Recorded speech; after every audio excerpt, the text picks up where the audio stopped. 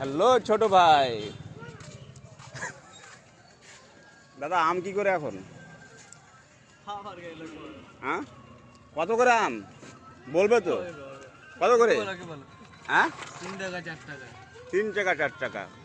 3-4 টাকা করে আম বিক্রি করে কি পেটের খাবারটা হবে?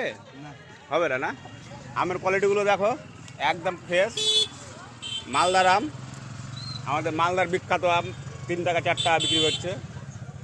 হ্যাঁ, ফ্রেশ একদম, একদম ফ্রেশ আম 3 টাকা 4 টাকা নাকি চাচা?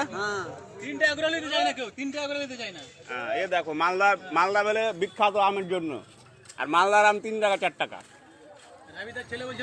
এ দেখো ভিড়, সামনে কত ভিড়, খালি একবার দেখো।